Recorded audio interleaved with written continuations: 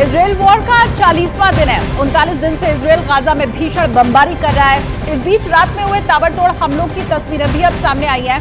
Gaza और Israel की सीमा पर मिसाइल के धमाके सुनाई दिए हैं। इजरायल बॉर्डर के ऊपर आसमान में आग की लपटें उठती हुई दिखाई दी हैं, जिन्हें दक्षिण इजरायल से साफ तौर पर देखा गया। तस्वीरें आपके सामने है। ये 39वें दिन किस तरह से इजरायल ने गाजा के ऊपर बमबारी की है, उसी से जुड़ी हुई तस्वीरें। रात के समय ताबड़तोड़ हमले की अब ये तस्वीर सामने आई है। इजरायल की तरफ से हमास को निशाना बनाया गया और ये इजरायल की सीमा के बिल्कुल पास गाजा की तरफ किए गए मिसाइल के धमाके हैं, जिनकी आवाज बहुत दूर तक सुनाई दी।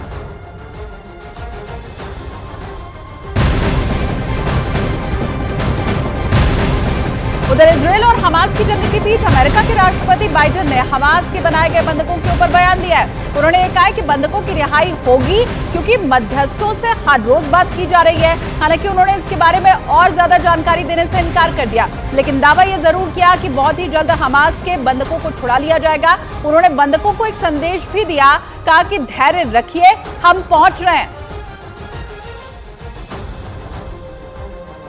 हमास की नई शर्त से यह समझा जा सकता है कि उसका कमांडर इब्राहिम हामिद उसके लिए कितनी अहमियत रखता है, क्योंकि 7 अक्टूबर को इजरायल पर हमले के बाद हमास ने इजरायल से बंधक बनाए गए लोगों को छोड़ने के बदले पहले 5000 फिलिस्तीनी कैदियों को रिहा करने की मांग रखी थी, जो लंबे वक्त से इजरायल की अलग अलग जेलों में बंद है। लेकिन 1 महीने से ज्यादा का वक्त बीत जाने के बाद हमास ने अपनी शर्त बदलते हुए सभी बंधकों को रिहा करने के बदले सिर्फ हमास कमांडर इब्राहिम हामिद को छोड़ने की शर्त इजरायल की सरकार के सामने रख दी। इजरायल के अखबार द टाइम्स ऑफ इजरायल के मुताबिक करीब 17 साल से इजरायल की जेल में बंद हमास कमांडर इब्राहिम हामिद के हाथ सैकड़ों इजरायली लोगों के खून से सने हैं। द टाइम्स ऑफ इजरायल के मुताबिक नई शर्त के साथ हमास ने यह भी चेतावनी दी है कि अगर उनके कमांडर को छोड़ने की शर्त को इजरायल नहीं मानेगा तो किसी भी बंधक को नहीं छोड़ा जाएगा।